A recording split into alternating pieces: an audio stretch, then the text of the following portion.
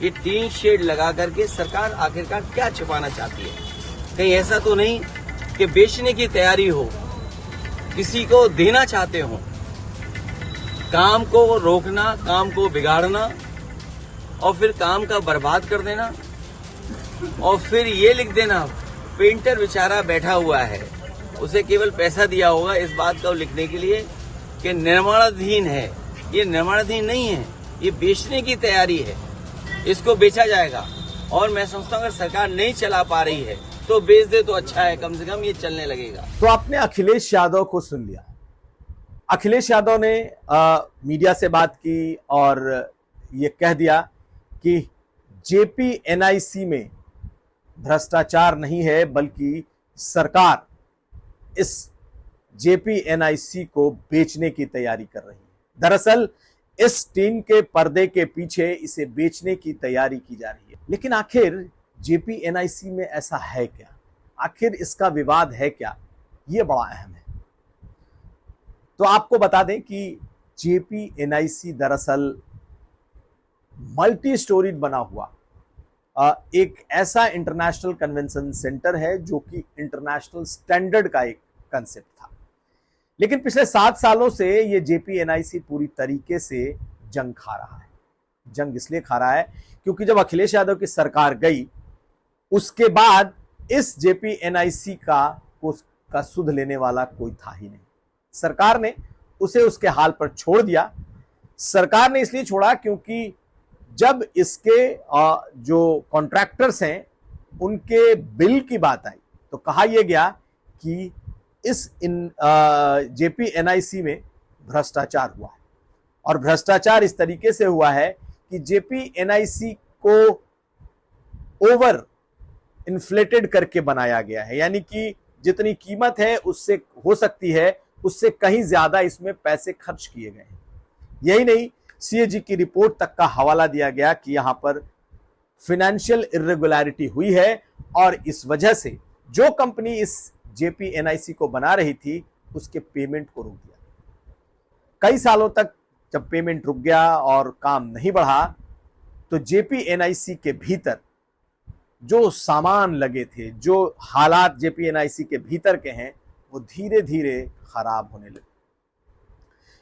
योगी सरकार ने इसको रिवाइव करने की कोशिश की और कहा यह जा रहा है कि उसका करीब 70 करोड़ के आसपास की एक राशि इसके लिए रखी गई ताकि जेपीएनआईसी को कम से कम ठीक ठाक करके उसे जनता के लिए खोला जा सके। लेकिन सरकार का मानना है कि इसके भीतर वित्तीय अनियमितताएं इतनी हुई कि जो पहले के बिल्स थे उसे क्लियर नहीं किया सरकार ने और इस वजह से इस कंपनी ने इस काम को रोक दिया और ये आधा अधूरा इसी वजह से अभी तक पड़ा हुआ है। जानकार बताते हैं कि अंदर की हालत बेहद अब खराब होती जा रही है और इसकी वायबिलिटी भी अब मुश्किल में पड़ रही है। यानी कि आखिर इतना बड़ा कन्वेंशन सेंटर बना तो इसकी वायबिलिटी भी अब सरकार के मुताबिक वैसी नहीं है कि इसे इस तरीके से आगे ले जाया जा सके। लेकिन एक होता है वायबल होना, एक होता है सरकार की मंशा, दोनों में बहुत अंतर होता है।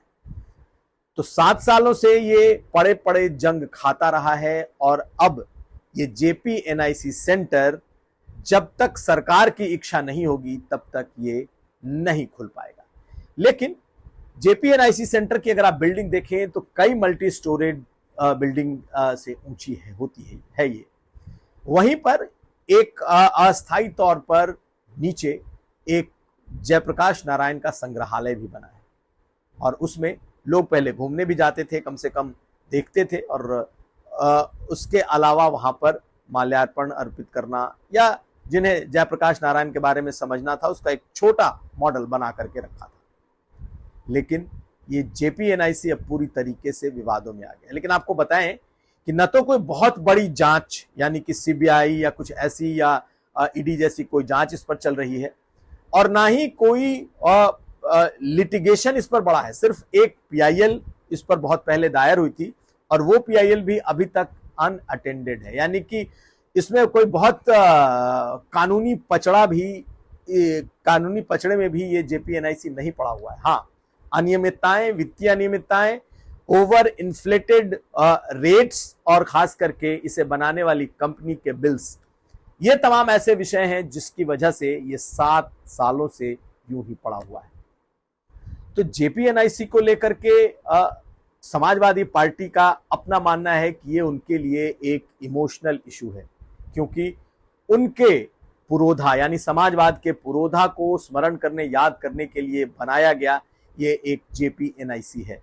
लेकिन सरकार चाहती है, जो समाजवादी पार्टी का दावा है और आरोप है कि ये सेंटर बने ही ना, चले ही ना, या इसे बेच दिया जाए। अखिलेश यादव ने एक और बात कही कि अगर नहीं चलाना चाहती सरकार तो कम से कम बेच दे, और अगर बेच देगी तब तो कोई ना कोई इसे चलाएगा, कोई बिडर आएगा, कोई इसे चलाएगा। सुनिए अखिलेश यादव क्या कह रहे हैं जेपीएनआईसी के इस विवाद को लेकर। ये 3 शेड लगा करके सरकार कुछ तो छिपाना चाहती होगी।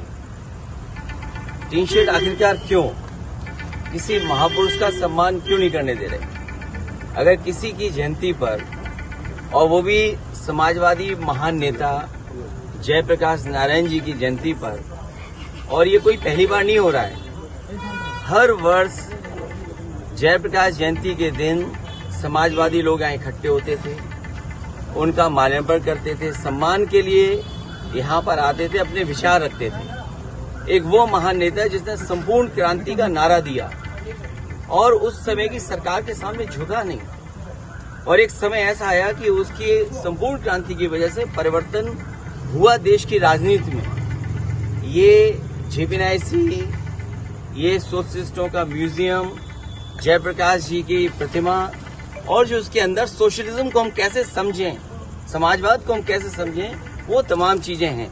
ये 3 शेड लगा करके सरकार आखिरकार क्या छिपाना चाहती है? कहीं ऐसा तो नहीं कि बेचने की तैयारी हो, किसी को देना चाहते हो, काम को रोकना, काम को बिगाड़ना, और फिर काम का बर्बाद कर देना, और फिर ये लिख देना पेंटर बेचारा बैठा हुआ है, उसे केवल पैसा दिया होगा इस बात को लिखने के लिए कि निर्माणाधीन है। ये निर्माणाधीन नहीं है, ये बेचने की तैयारी है, इसको बेचा जाएगा। और मैं समझता हूँ अगर सरकार नहीं चला पा रही है तो बेच दे तो अच्छा है, कम से कम ये चलने लगेगा। तो कल और 3 शेड लगा करके कोई रोक नहीं सकता विचारधारा को, कोई रोक नहीं सकता विचारधारा को।